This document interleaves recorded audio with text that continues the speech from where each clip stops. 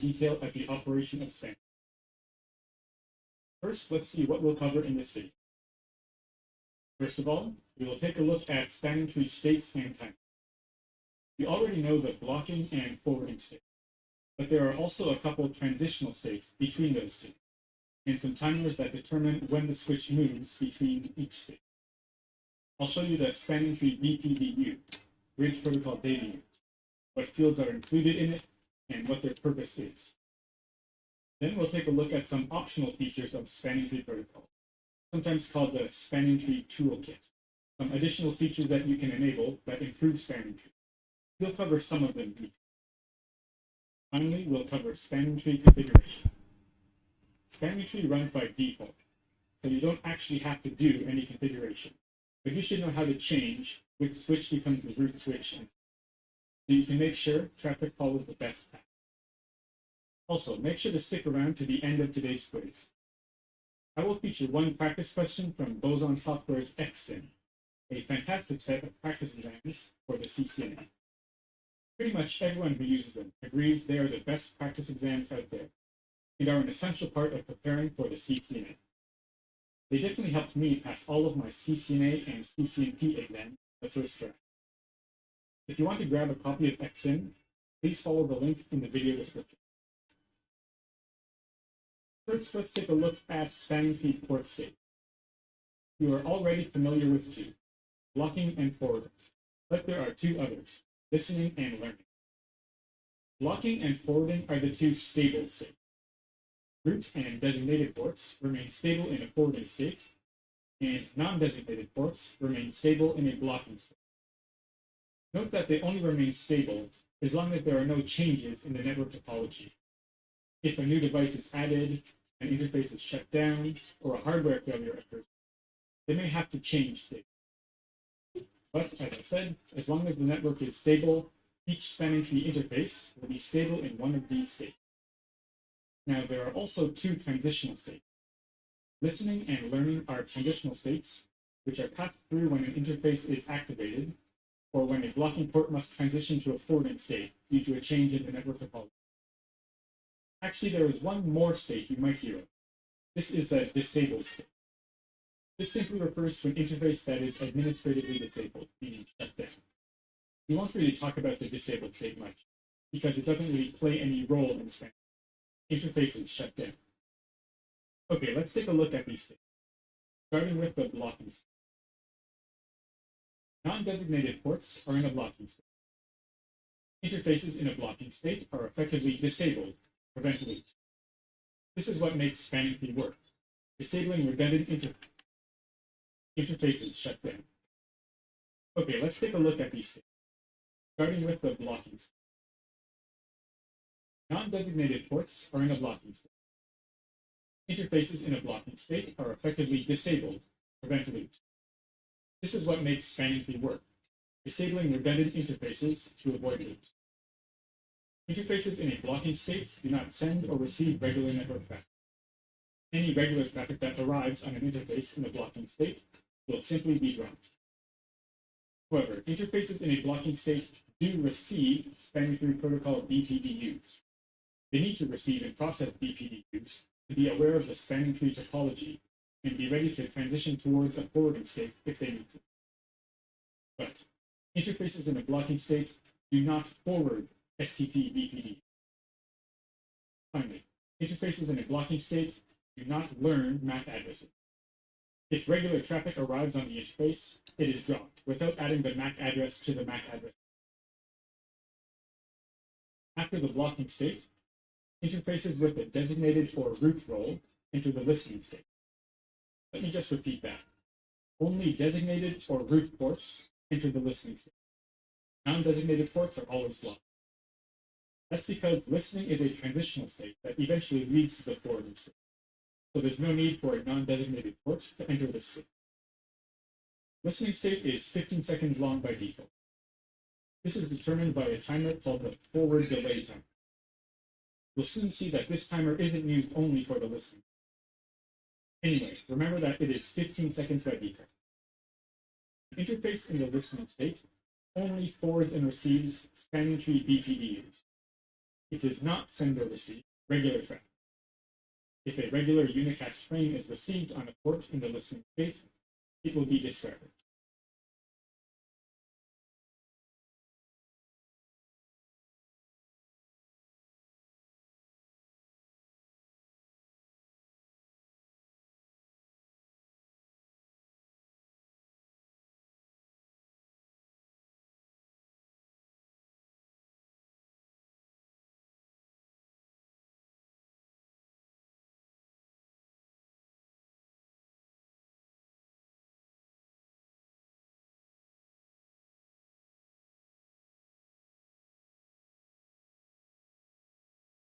It does not send or receive regular traffic. If a regular unicast frame is received on a port in the listening state, it will be discarded. An interface in the listening state also does not learn MAC addresses from regular traffic that arrives on the interface. I said the same thing about the blocking state, but let me explain. As you know well already, when a frame arrives on a switch interface, switch uses the source MAC address field to learn that MAC address, and it updates the MAC address table with the MAC address, interface, and VLAN information. However, if an interface is in the spanning tree listening state, it will not do this. The traffic is simply dropped, and the MAC address learning process does not occur. After the listening state, a designated or root port will enter the learning state. The learning state is 15 seconds long by default. This is determined by the forward delay timer. So the same timer is used for both the listening and learning states, meaning by default it takes a total of 30 seconds to move through both states and enter a forwarding state. Same as in the listening state, we'll enter the learning state. The learning state is 15 seconds long by default. This is determined by the forward delay timer. So the same timer is used for both the listening and learning states, meaning by default it takes a total of 30 seconds to move through both states and enter a forwarding state. Same as in the listening state, interface in the learning state only sends and receives spanning tree protocol BP. Also, it does not send or receive regular traffic. However, here is the difference between the listening and learning. Interface in the learning state learns MAC addresses from regular traffic that arrives on the interface.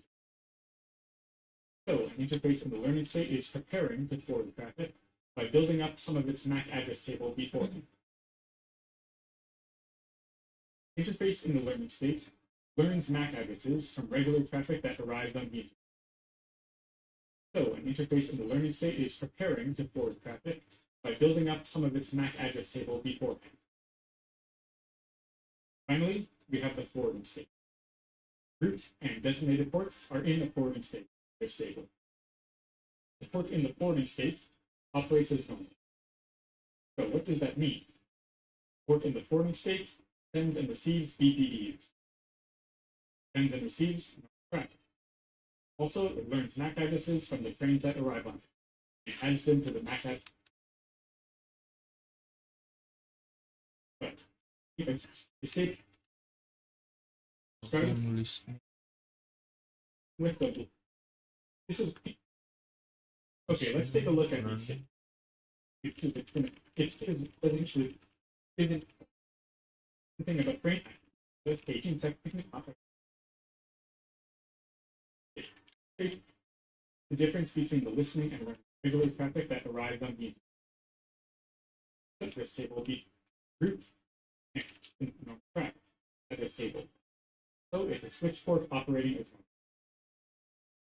For review, here's a summary of each spanning tree port state. For reference, I've also added the disabled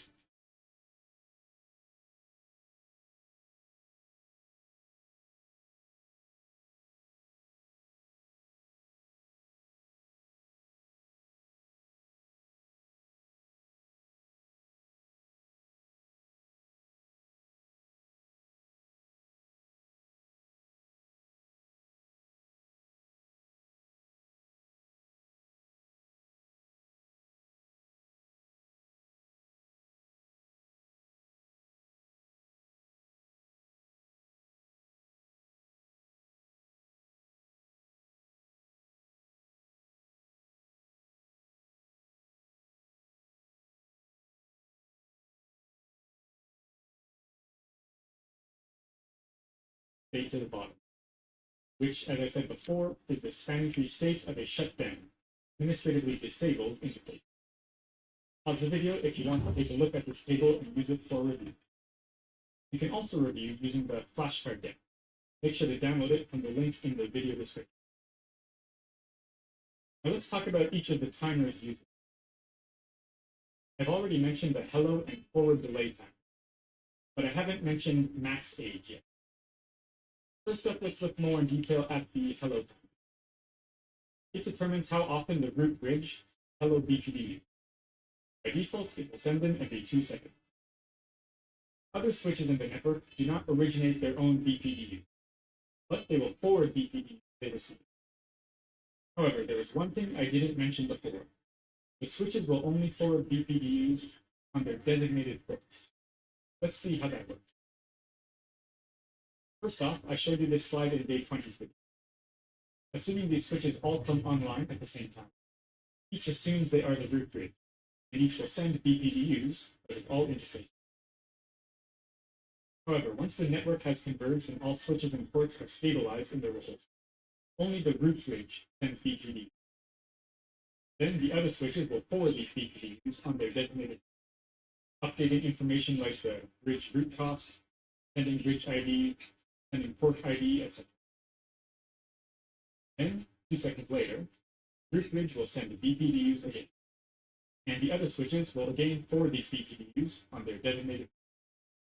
Switches will forward these only the however, and each will send all come. First off, I showed you this slide in day 20's video. Assuming these switches all come online at the same time, each assumes they are the root bridge, and each will send BPDUs out of all interfaces. However, once the network has converged and all switches and ports are stabilized in their roles, only the root bridge sends BPDUs. Then the other switches will forward these BPDUs on their designated, updating information like the bridge root cost, sending bridge ID, sending port ID, etc.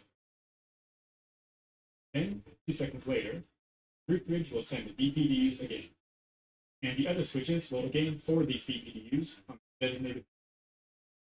Note that they do not forward the BPDUs out of their root ports, undesignated ports, only their designated. So that's the hello time.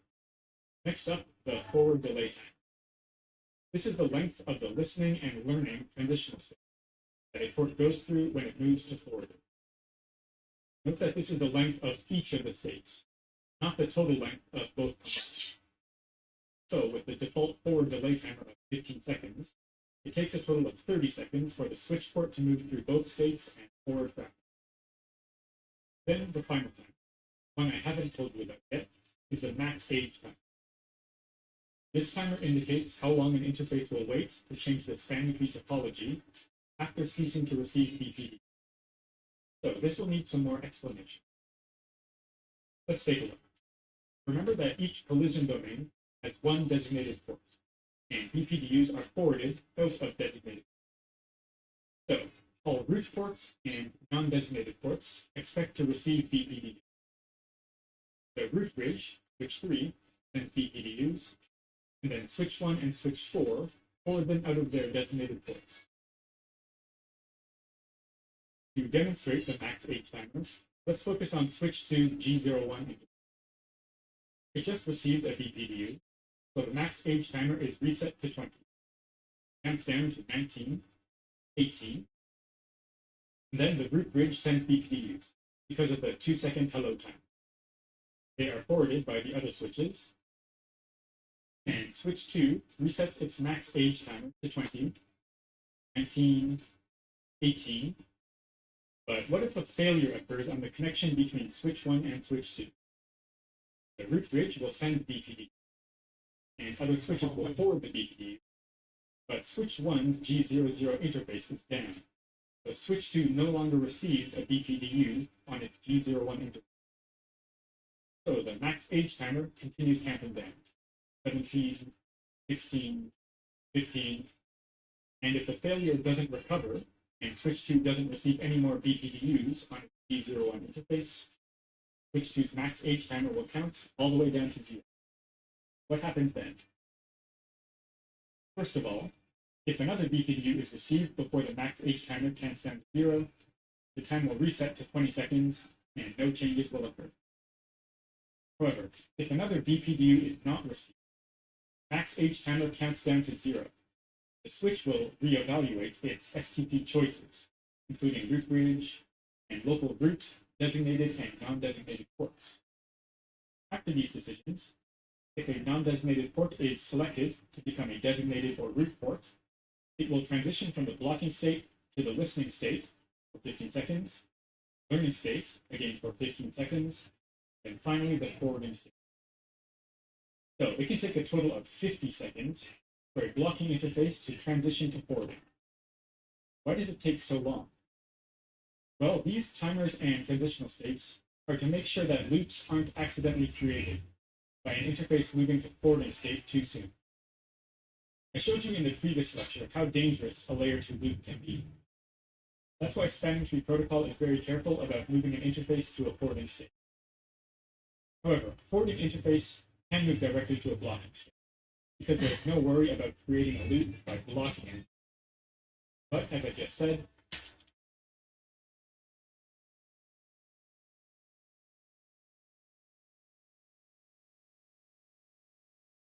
blocking interface cannot move directly to forwarding state.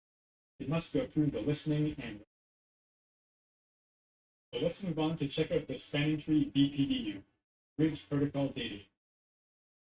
First off, in the Ethernet header section, notice the destination.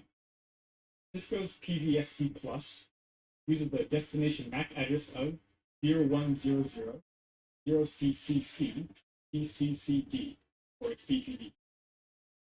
I recommend remembering it. It's a little bit of trivia you might need to know for the test. For remembering little facts, I highly recommend using the Anki flashcard I include with this video. I mentioned PVST in the previous, but what's PVST Plus? Well, PVST is an older version, which only supports Cisco's ISL port. PVST Plus is a newer version which supports .1Q. I might use the term PVST, but really I mean PVST, because ISL is pretty much never used anymore. By the way, since I mentioned the MAC address, regular spanning tree, meaning not Cisco's PVST or PVST Plus, uses a destination MAC address of 0180 C200 000. Again, you probably should remember that fact for the exam. Let's move on to the spanning tree BPDU itself. I don't think you need to memorize the BPDU or the CCNA, but I just want to give you an introduction to what is included in it. The first three fields are the protocol identifier, which is always hexadecimal 0000 for spanning. The protocol version identifier is set to 0 for classic spanning tree. You'll see a different value here when you look at rapid spanning tree protocol in day 20. Finally, the BPDU type is hexadecimal 00 for what's called a configuration BPDU. There are other types of BPDU, but we don't need to go that in depth for the CCNA. Next up are some flags. These are used to signal topology changes to other switches. Again, I don't think we need to go in depth about these for the CCNA.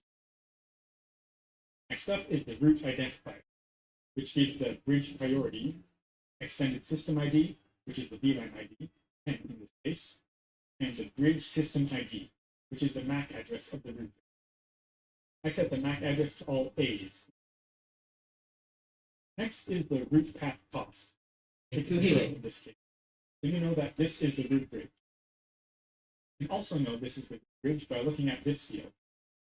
Information in the bridge identifier field is the same as in the root identifier, meaning this is the root bridge. After that is the port identifier, the interface which sent the BPD. It is hex identifier. You also know this is the bridge by looking at this field. Information in the bridge identifier field is the same as in the root identifier, meaning this is the root bridge.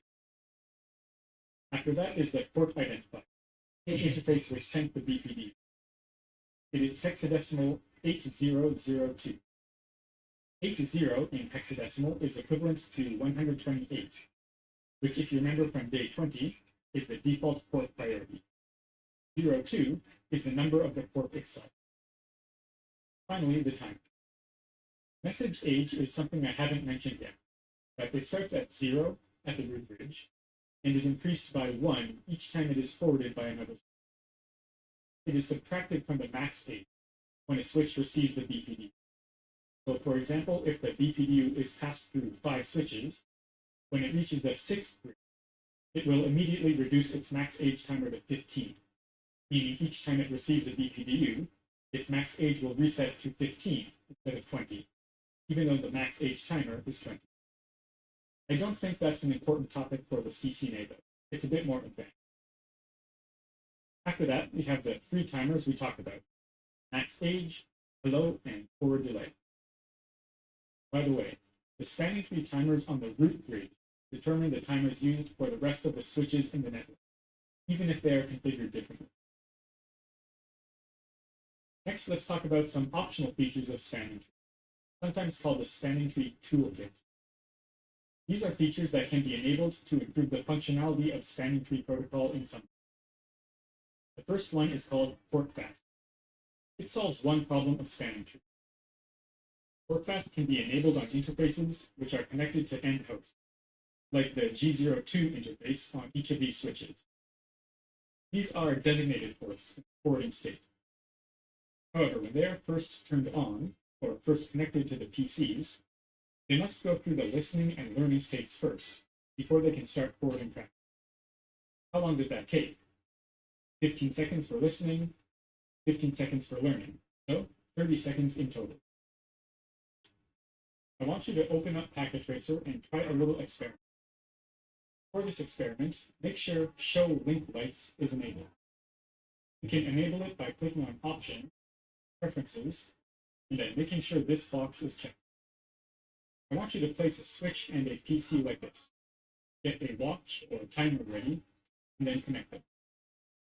At first, you should see that the link light on the switch is orange. This is the same if you connect a real physical PC to a physical switch. The link light will be orange. Why is this? It's because the port is not forwarding. It is going through the listening and learning. However, 30 seconds later, you should finally see the link light turn green.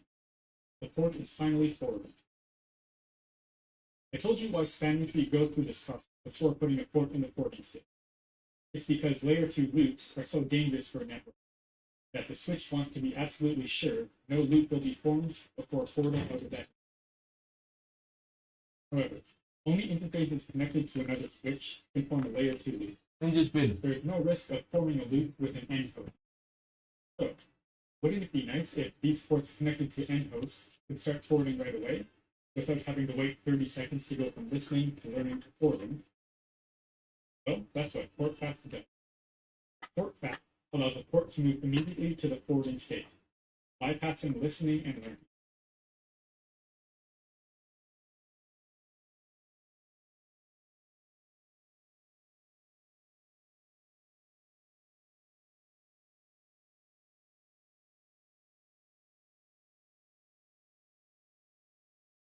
If used, it must be enabled only on ports connected to end hosts. If enabled on a port connected to another switch, it could cause a layer 2 loop. The purpose of the listening and learning states is to avoid causing loops, so bypassing them is risky when connected to another switch. We haven't looked at any other spanning tree configurations yet, because spanning tree operates by default, even without configuration.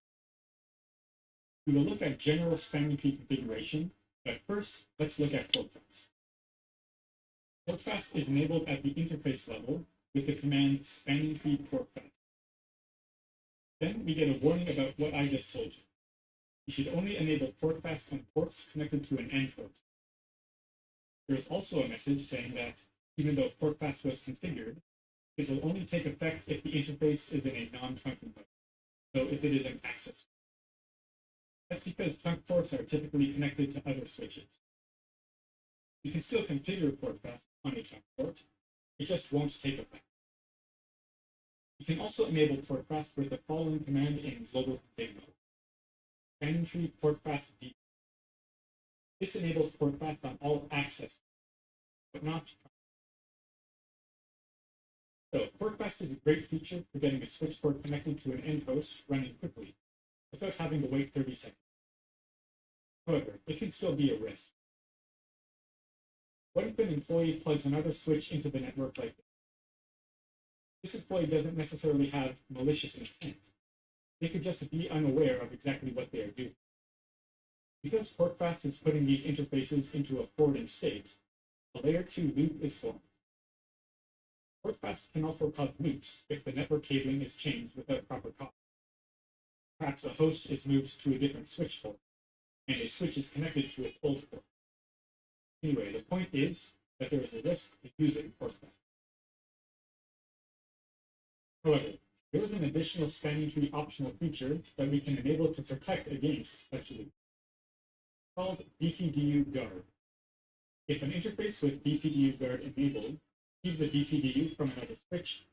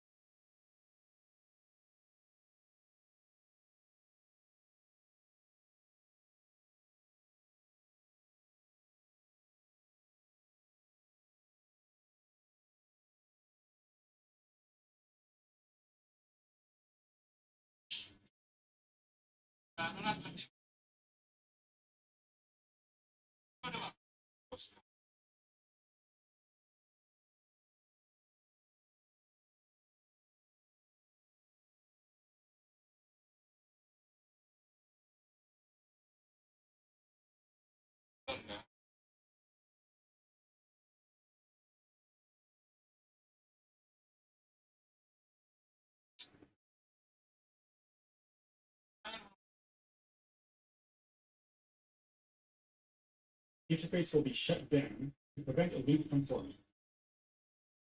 BPDU guard will be BPDU guard enabled, receives a BPDU from another switch. Interface will be shut down to prevent a loop from forming. BPDU guard such loop. It's called BPDU guard. If an interface with BPDU guard enabled receives a BPDU from another switch, interface will be shut down to prevent a loop from forming. BPDU guard is very simple to configure. From interface configuration mode, use the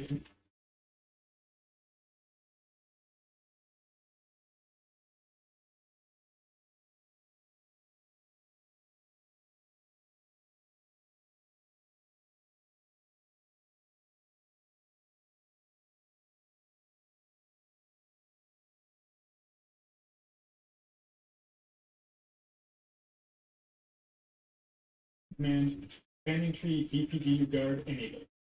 That's it. Similar to portfast, there is also an option to enable it by default. That's this command.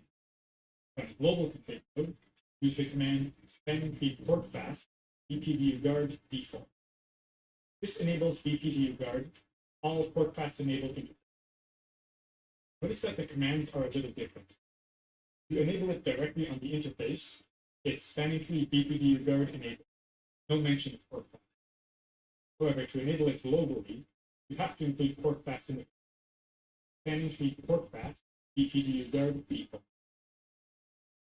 I took this screenshot in packet trace, so the CLI color scheme is a little different than the previous one. But I connected a switch to a BPDU guard enabled interface, and now you can see what happens when the BPDU arrives. BPDU guard enabled port.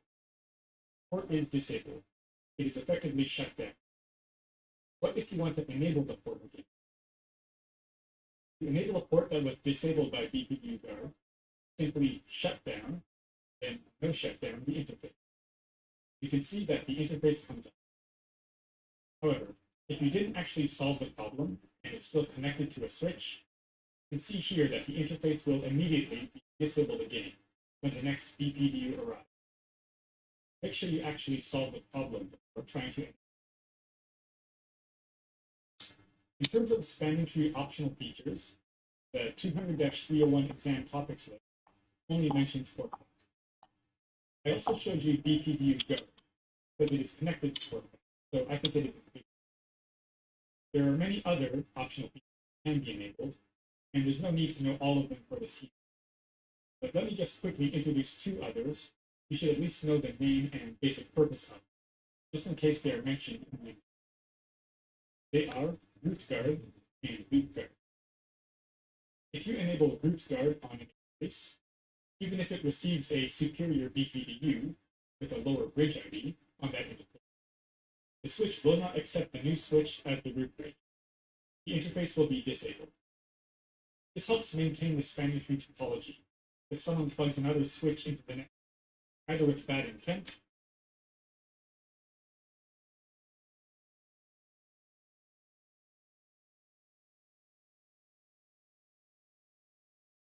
enable root guard.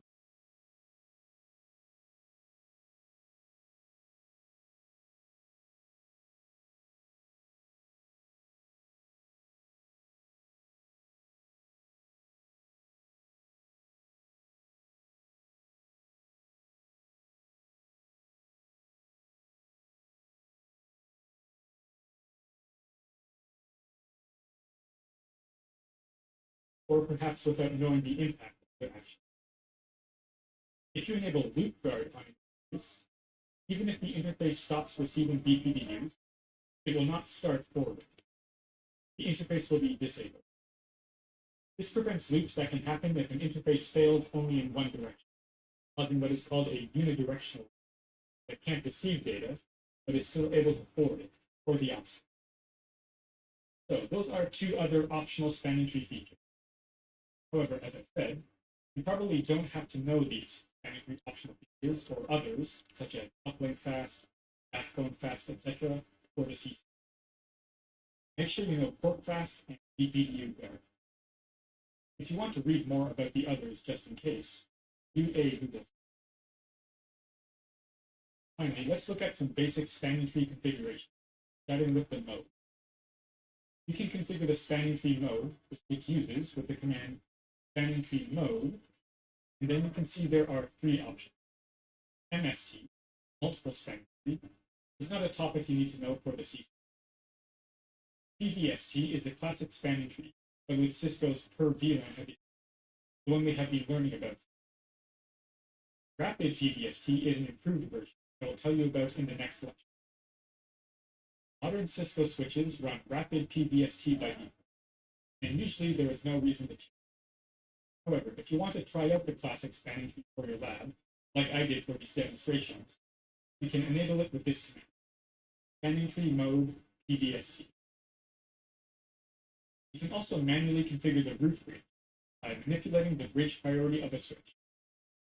With these MAC addresses and the default priority value, switch 1 is the root bridge. However, we can configure switch 3 to be root. We can also configure something called a secondary root, which will be next in line to become the root bridge if the current root bridge fails. Let's see how to configure it. This is how to configure the root bridge, called the primary root bridge. Spanning tree VLAN, followed by the VLAN number, then root. Now you can see that this bridge has become the root. This command sets the STP priority to 24576.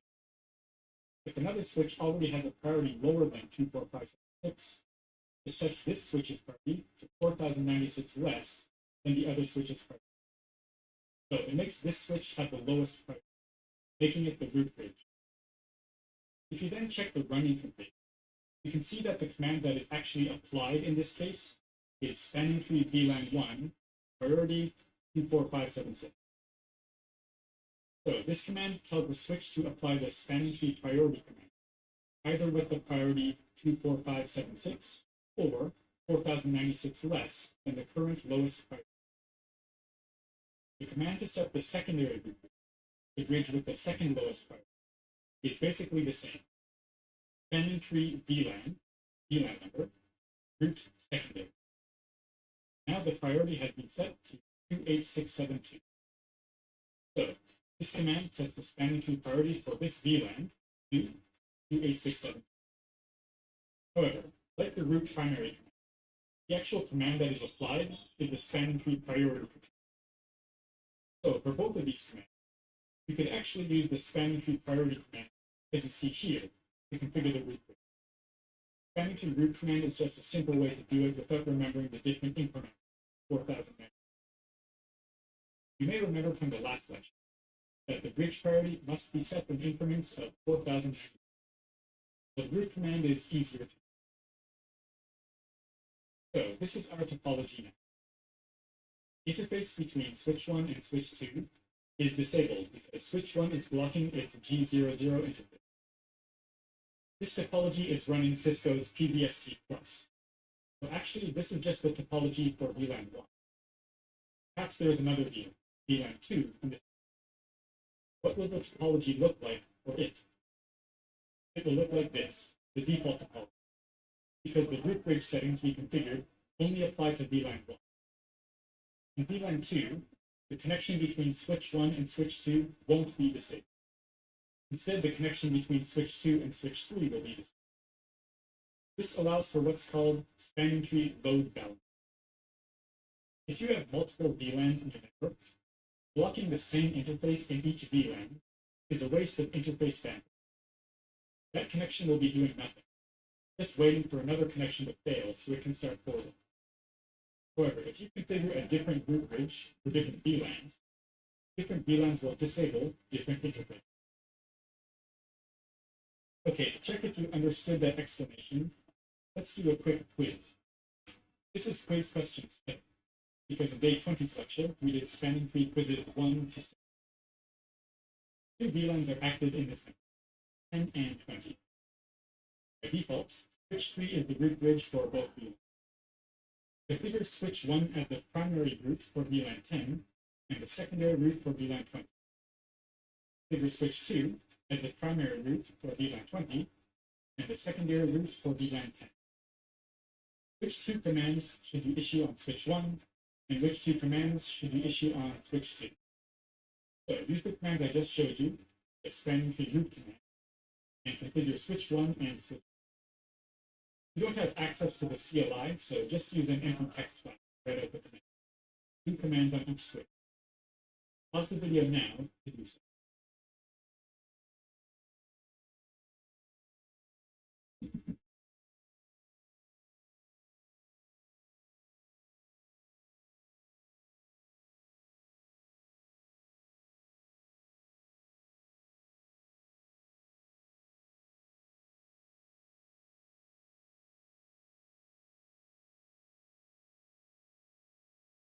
And wait a minute.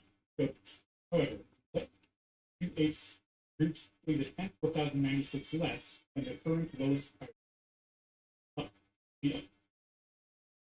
And people which will be next in line to become the root bridge. Is and reach the plot that's typically set.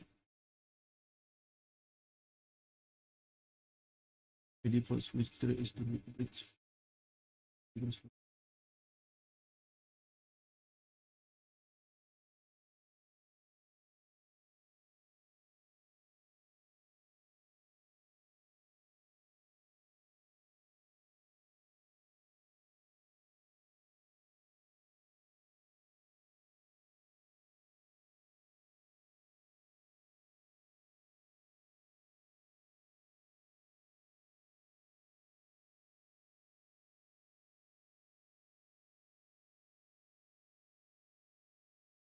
3 VLAN 1 root primary.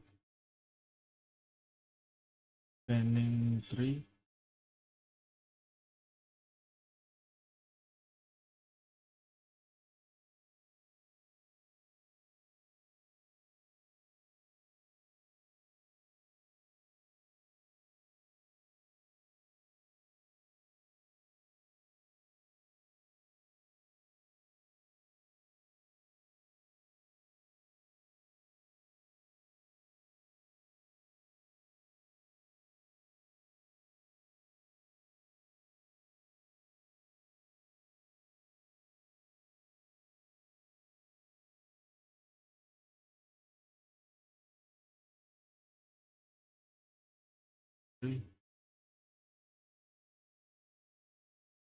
For VLAN 20. Which one? Second bit point. So these are the commands to issue on switch, which will it can do lab. Perhaps the VLAN 10 topology looks. So with those settings, perhaps the VLAN 10 topology looks like this. And then perhaps the VLAN 20 topology looks like this. So different connections are used in different VLANs. Load is balanced across different interfaces. This is called load balance. Before moving on to the rest of the quiz questions for today and finish different interfaces. This is called load balance.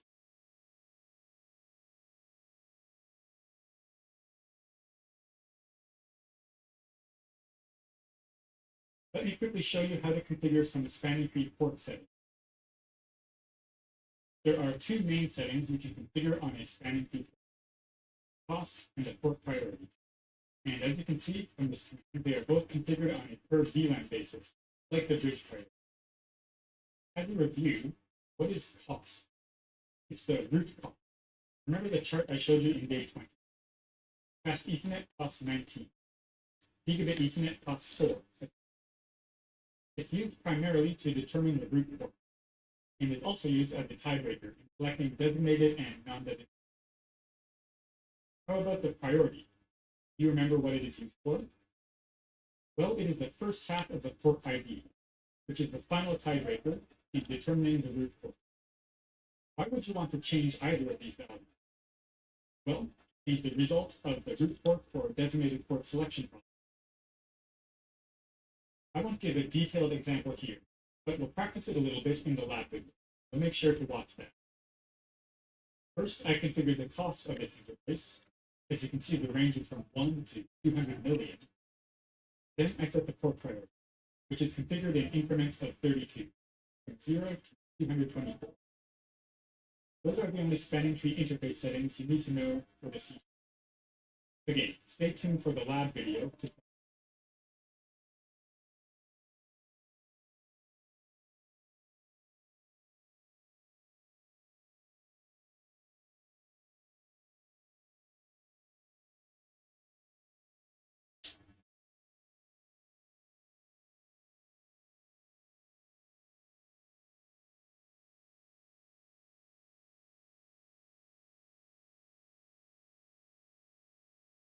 So what did we cover? We covered the different spanning tree states and timers used. We took a brief look at the structure of a spanning tree BPDU. We looked at a few of the spanning tree optional features, focusing on port fast and BPDU go. Finally, we did some basic spanning tree configurations, including configuring the root bridge, using different root bridges in different VLANs to achieve load balancing across different interfaces, and then some basic spanning tree interface settings.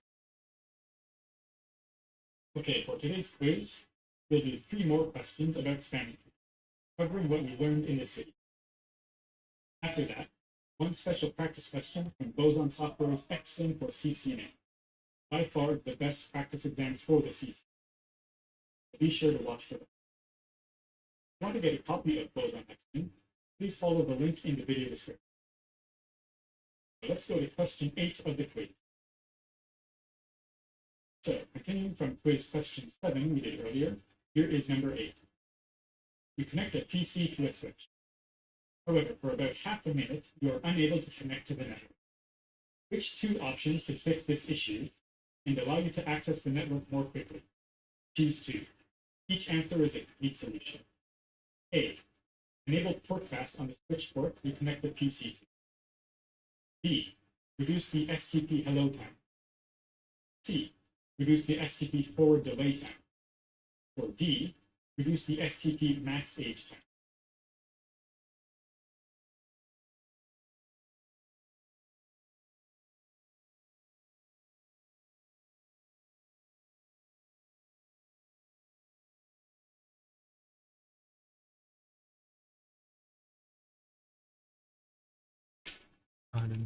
States. Port fast allows switch ports to bypass the listening and learning spanning tree states and enter the forwarding state immediately, so there will be no delay after connecting the PC.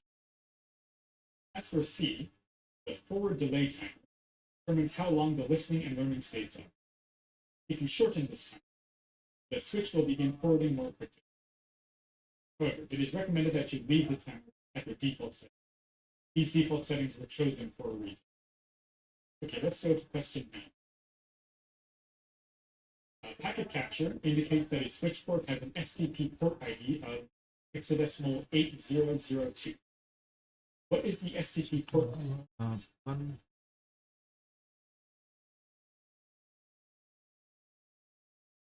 Priority of this port? A. 80. B. 32. C. 128. Or D. 320. Pause the video to think about your answer.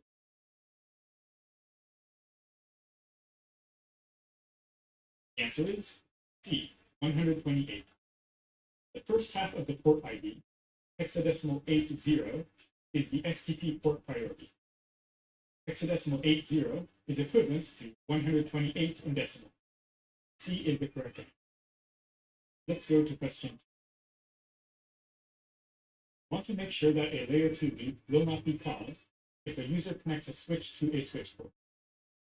Which spanning tree optional feature achieves this? A. Port fast. B. Loop guard. C. Root guard. Or D. BPDU guard. Pause the video.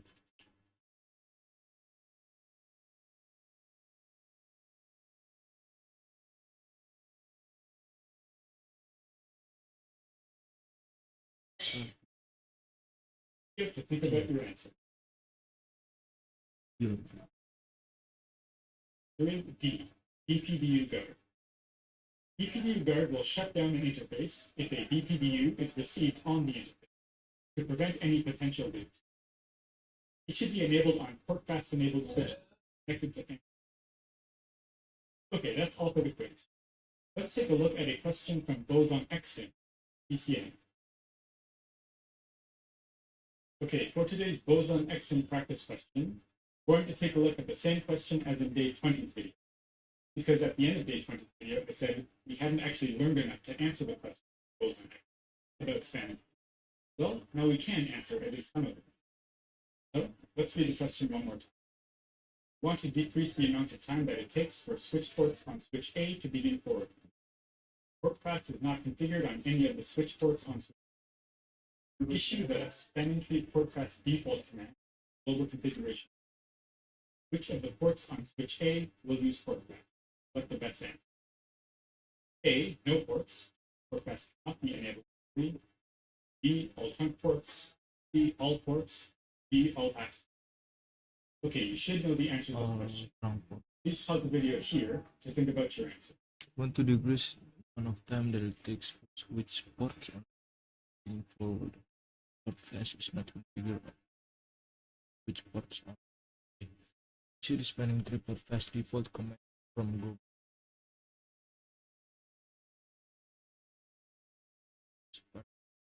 Port fast.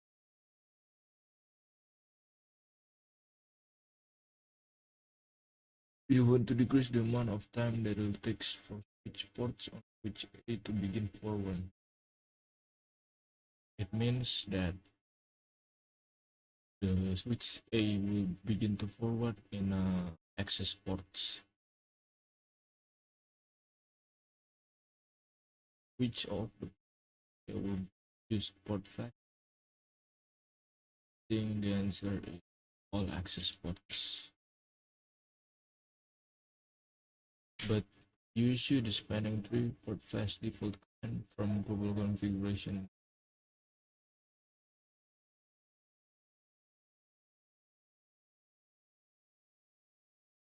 Answer from port Okay. because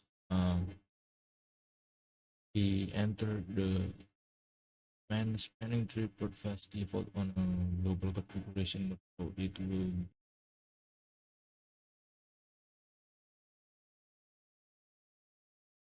will be set on the trunk ports, not Get the the answer? access ports. So you should know. Just talk about it. The answer is D. Well, Spanning port fast default global configuration. Which of the so but the spanning tree port fast default is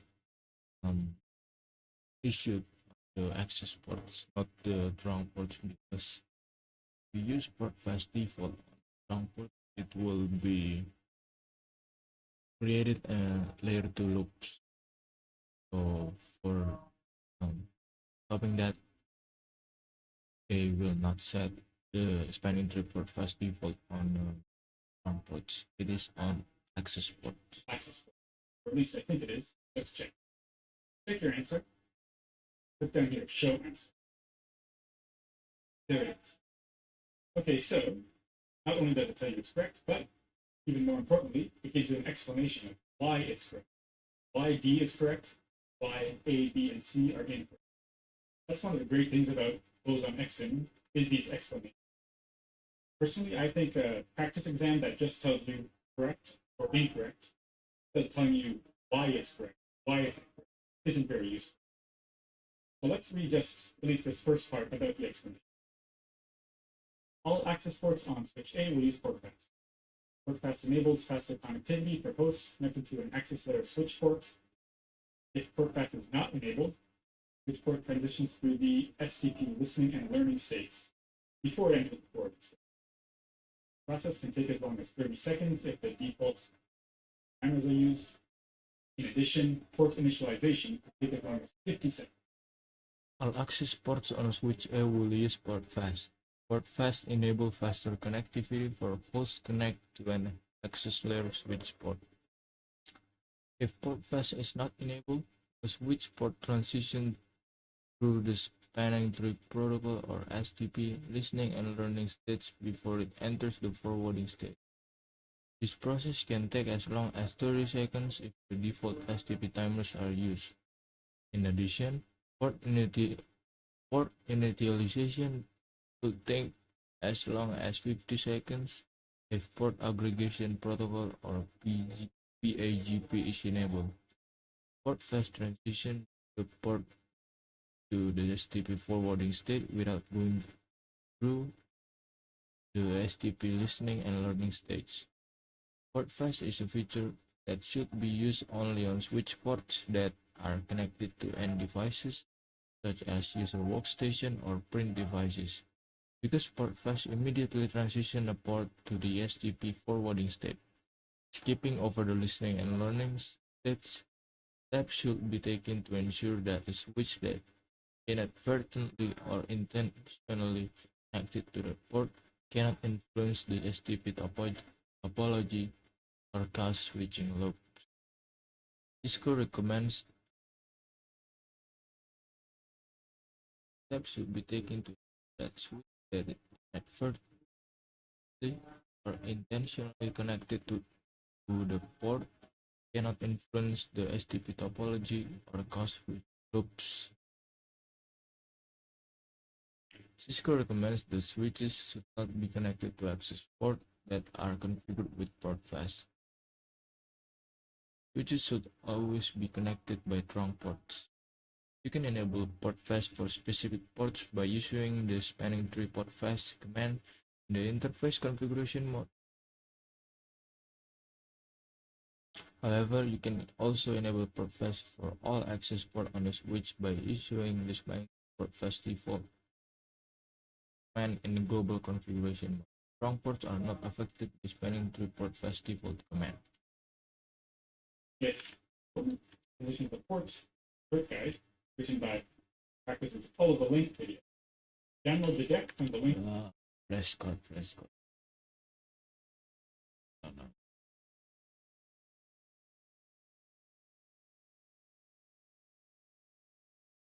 no. Uh,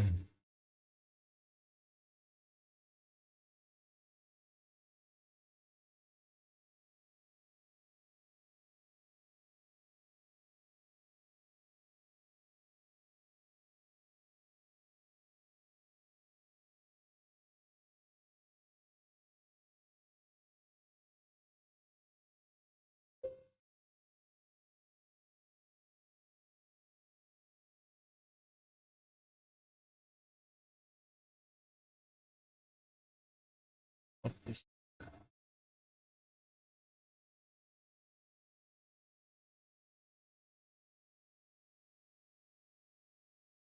what are the two stable STP port states?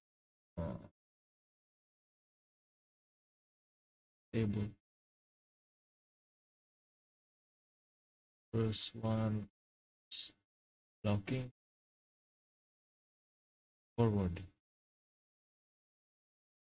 What are the two transition port states? Listening and listening transition. Listening STP non-designated ports are in non-designated blocking.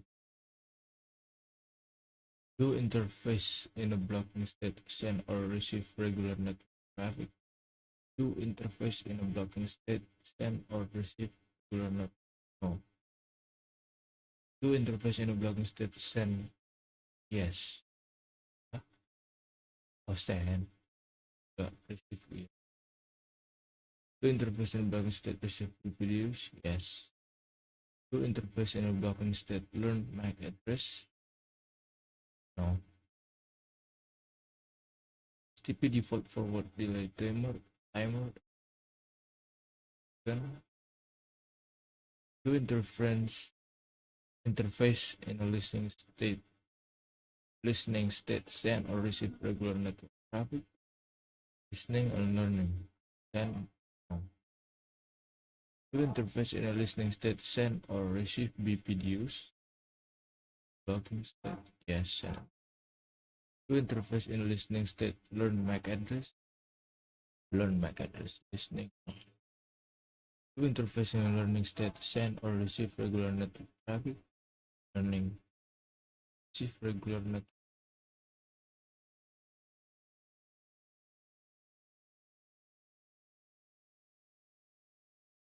No.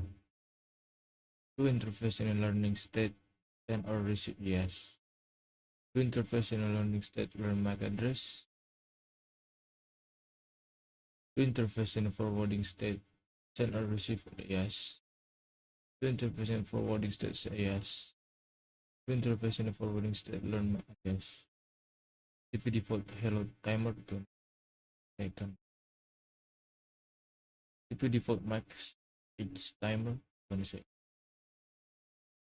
STP BPDUs are used forward on STP BPDUs are used only forward.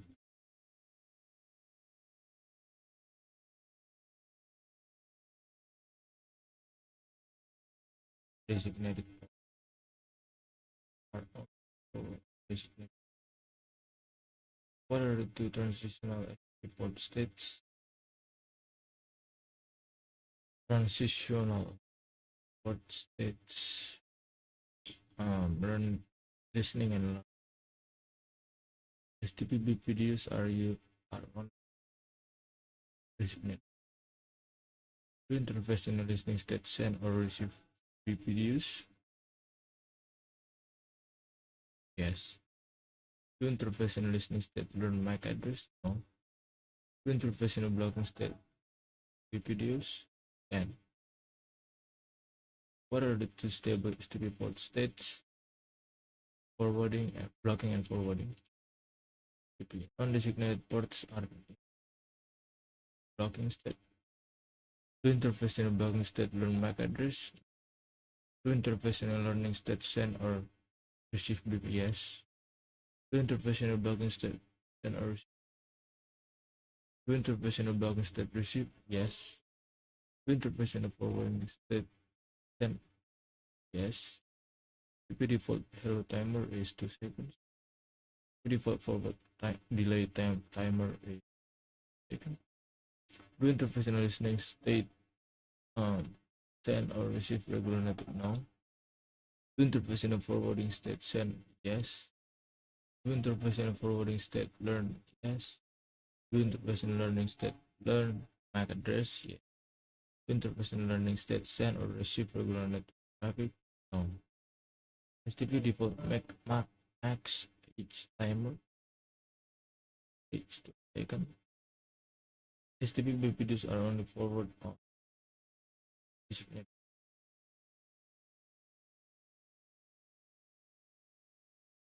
For STP partner. STP root port selection. 1. The lowest bridge ID. The lowest bridge ID.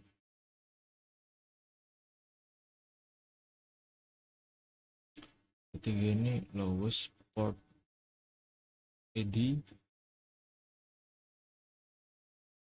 Lowest cost. Lowest cost.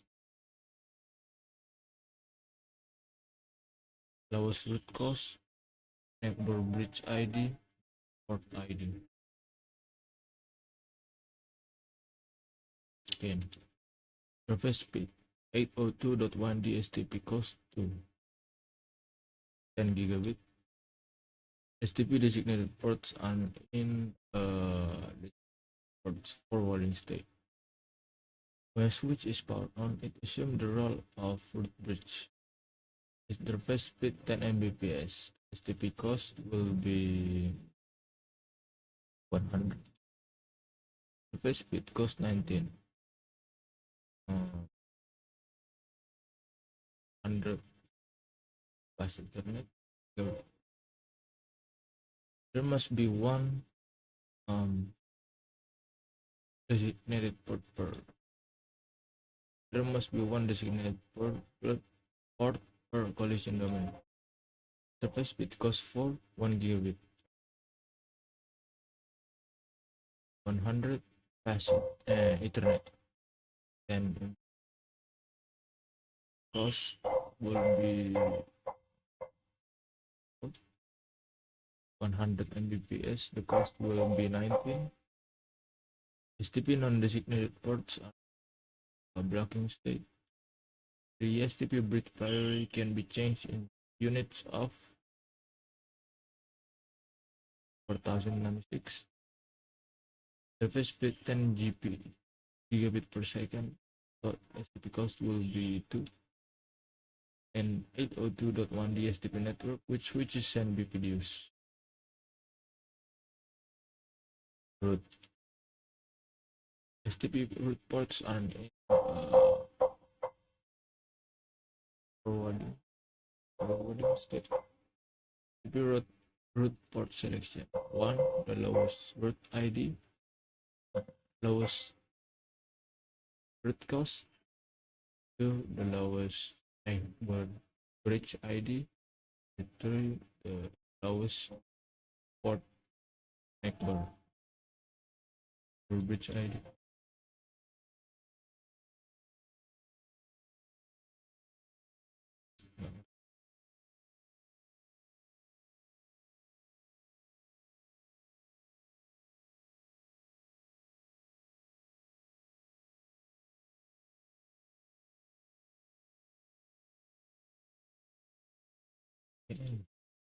Configure the native VLAN on the router set interface.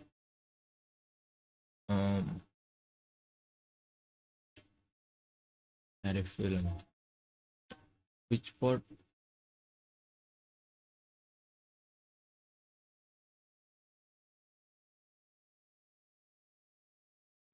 Encapsulation.1 key.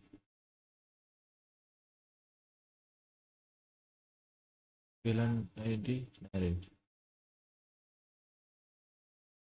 Enable layer 3 routing on a multi-layer switch. Switch one config Um, IP routing. What does SVI stand for? Switch Virtual Interface. SVIs are shut down or no shutdown by default. Are shut down. What is another name of a layered through switch, multi-layer switch? We set an interface to its default configuration. Interface, interface name, default, default interface, default interface. What is another name of multi-layer through switch? Configure the switch interface as a router port.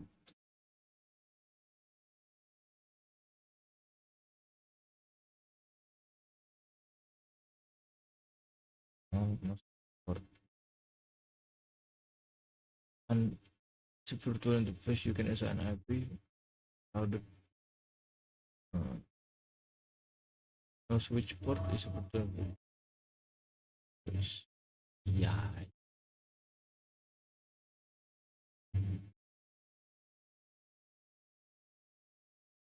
Configure the encapsulation type on a trunk port.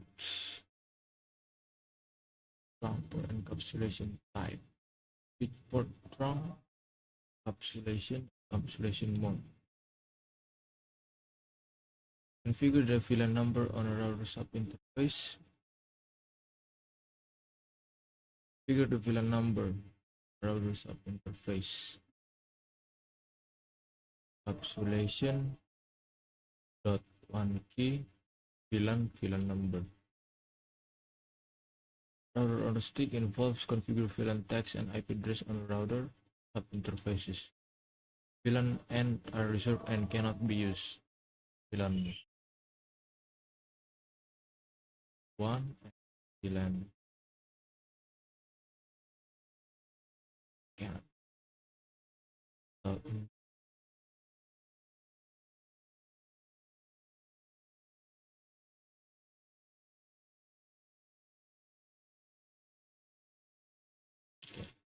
Dot one Q type. What does PCB stand for? Early point. Dot one Q type. The field is used for class of surface, DEI, drop attribute.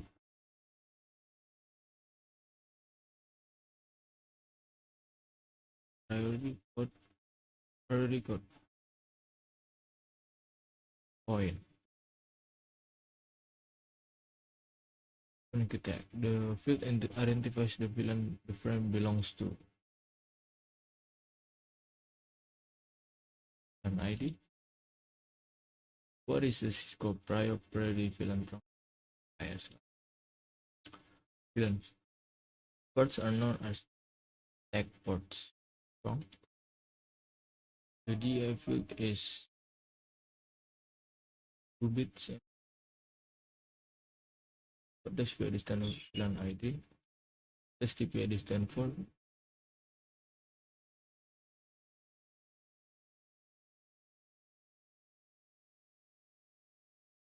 Tag protocol identifier.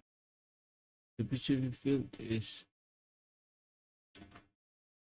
4 bits in length, 3 bits in length.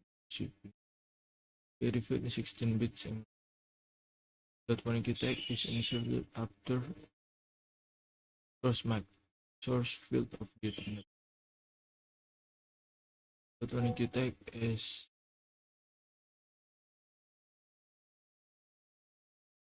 4 bytes in length. Switches will tag frames and out of. Switches will tag frames and out of. Ports with a VLAN number. Trunk ports. What is in industry standard VLAN trunk in protocol? Dot one Q tag. The field indicates that the frame can be dropped if the network is congested. DEI are dropped. Visible indicator. The field is always set to field to 0. X. VLAN ports are known as ports. Range of usable VLAN is 1090. For test this time, drop eligible indicator. Configure the allowed VLANs on the trunk port. Which port trunk allowed VLAN.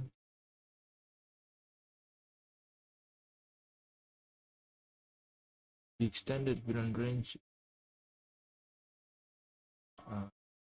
1006 to 4095. When a switch receives an attack frame on a trunk port, it assumes the frame belongs to the native VLAN.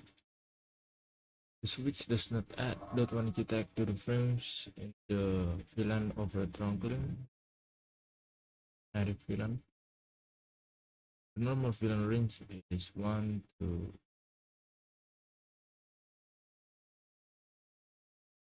For security purposes, it is best to check native VLAN to an unused VLAN. Display all trunk ports on the switch interface. Do show the trunk. Default native VLAN is VLAN R.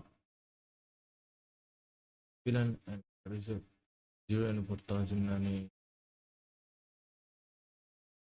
If it is 3 bits in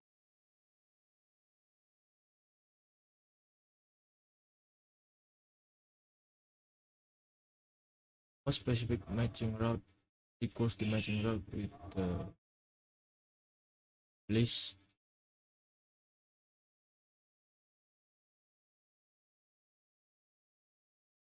the matching route with the higher